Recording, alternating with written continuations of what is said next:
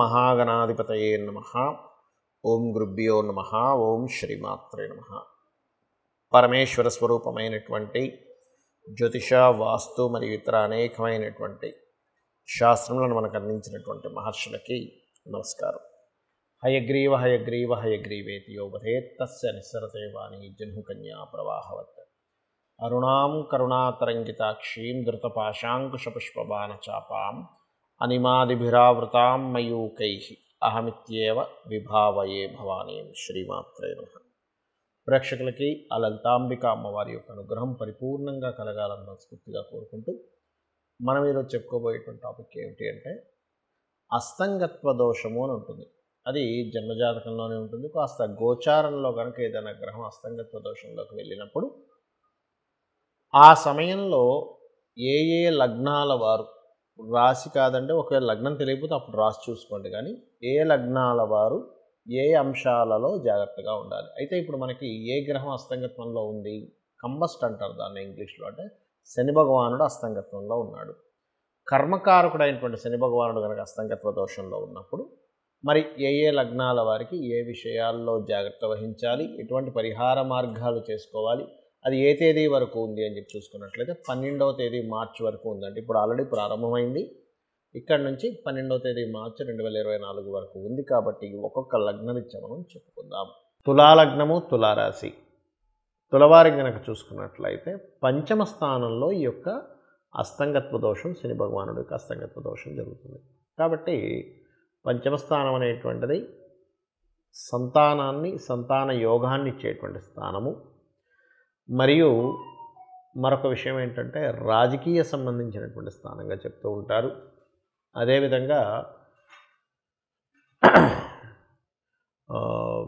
Creative field, ప్రేమ వ్యవహారాలు అంటే ఏమిటి, ఇక్కడ సంతానం కోసం ఎవరైతే ప్రయత్నం చేస్తుంటారో ఐయుఐలు, ఐవీఎఫ్ల రూపంలో వాళ్ళు కాస్త జాగ్రత్తగా ఉండాలి. ఒకటి.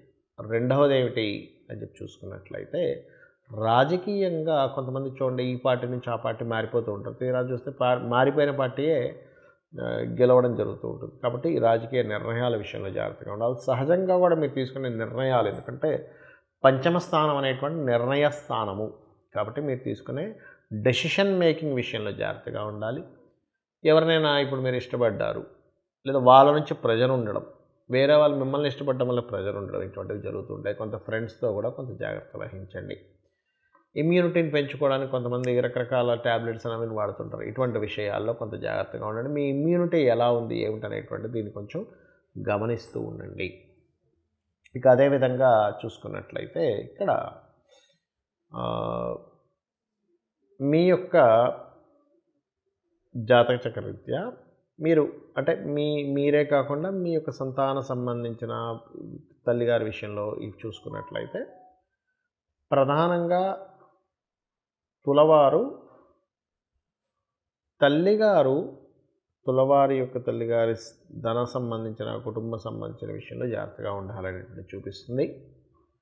సంతానము కొంచెం చూసుకొని, అంటే మీ లగ్నం వారి యొక్క సంతానము ఎక్కడికైనా ప్రయాణాలు చేసేటప్పుడు కావచ్చు, లేకపోతే ఏదైనా ఒక నిర్ణయాలు కావచ్చు, కొన్ని విషయాలు స్ట్రక్ అయిపోతుంటారు ఈ కాంబినేషన్ వల్ల.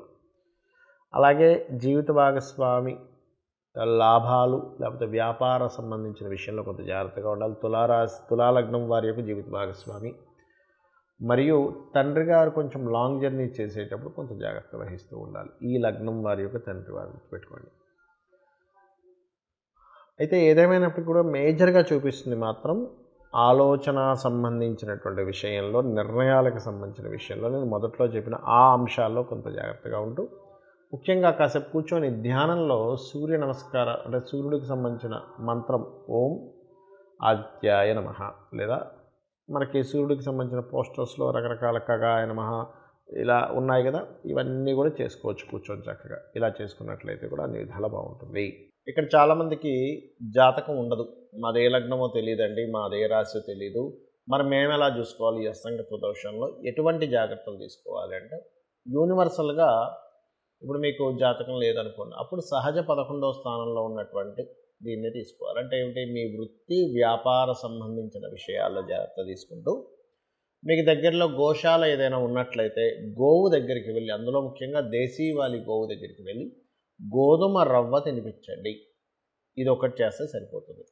అదేవిధంగా ఆదిత్య హృదయ పఠనం చేయడము, సూర్య నమస్కారం చేసుకోవడం. నాకు మొత్తం ఆదిత్య హృదయం చదవడం రాదండి. చక్కగా ఉదయం నిద్ర లేచిన వెంటనే సూర్యుడు ఉదయిస్తూ ఉంటాడు, మనస్ఫూర్తిగా నమస్కరించుకుంటే కూడా ఈ శని భగవానుడు అస్తంగత్వ దోషం అనేటువంటిది పరిపూర్ణంగా పోతుంది. అదేవిధంగా శనివారాల పొరపాటును కూడా ఇంపార్టెంట్ డెసిషన్స్ కానీ, ఇంపార్టెంట్ చేయడం కానీ, ముహూర్తాలు పెట్టుకోవడం కానీ చేయకండి. ఏదైనా గ్రహం కనుక అస్తంగత్వంలో ఉన్నప్పుడు ఆ రోజులు అంటే శనివారాలు శని హోరలను ఉంటాయి. మీకు ప్లానటరీ టైమ్స్ అని ఒక యాప్ ఉంటుంది.